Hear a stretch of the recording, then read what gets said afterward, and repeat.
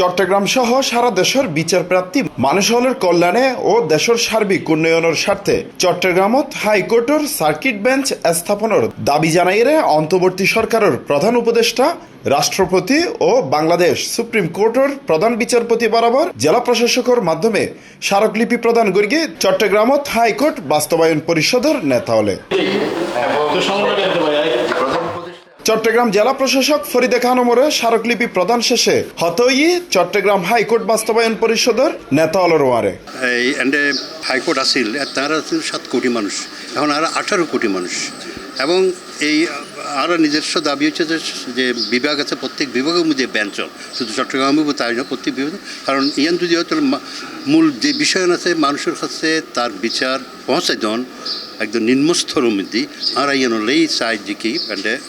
মানে কনস্টিটিউশনাল যে অধিকার আর আছে ইয়ানে বাস্তবায়ন তাহলে ইয়ান একটা বেঞ্চ চাই। এবার আমরা অত্যন্ত আশাবাদী এই কারণে সংস্কার কমিশনকে রিপোর্ট দিই সাথে আরও যে আন্দোলন বিগত দিন যে দলমত নির্বিশেষে আরও চিটাগাং হাইকোর্টে চাই এবং স্যার দিয়ে মানুষ ফেলতে চিটাগাং হতা না হয় এবং চিটাগাং আন্তরিকভাবে ভালোবাসে চিটাগাং খুব দেখতে পারে এবং আশা করি এই চিটাগাংয়ের মানুষের দাবি এতেই মানে 100% আর আশা করি বন্দর যেটা আছে এটা হল অ্যাডমিরালটি কোর্ট বাংলাদেশের তার ব্যতিক্রম চট্টগ্রাম বন্দর তাই হয় অ্যাডমিরালটি কোর্ট হল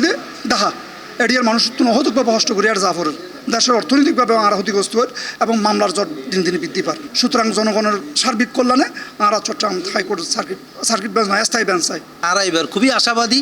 যে আরও যেহেতু প্রধান উপদেষ্টা আর চিটাঙর এবং তেই চিটাঙর যে হাইকোর্টের গুরুত্ব হাইকোর্ট দেওয়ার গুরুত্ব অন্যান্য ডিভিশনত প্রায়োরিটি ইয়ান আরাম মনে করি এবার তাই রিয়েলাইজ করবে এবং আশা করি তারা এবার ওই যাবে ইনশাল্লাহ। বিচার প্রার্থী জনগণের ইয়ার অসম্ভব প্রয়োজন যেহেতু 80% মানুষ আর মনত দেয় রাজধানী যাইরে বিচার প্রার্থী জনগণ যে ভোগান্তি শিকার হয় 80% মানুষ এই বিচার না পায় ঠিকমতো বিচার না পায় যে কারণে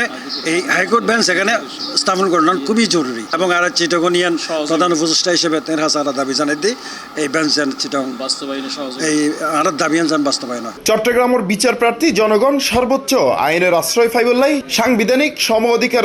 বঞ্চিত হাইকোর্টের এই সার্কিট বেঞ্চ স্থাপিত হইলে সবচেয়ে বেশি উপকৃত হব সাধারণ বিচার প্রার্থী হল এরকমই জানাইয়ে চট্টগ্রামে হাইকোর্ট বাস্তবায়ন পরিষদের এই নেতা হলে ওনারা চাইতে স্থায়ীভাবে বায়ু কারণ এই আসলে সময়ের প্রয়োজনে দরকার মানুষের অধিকারের দরকার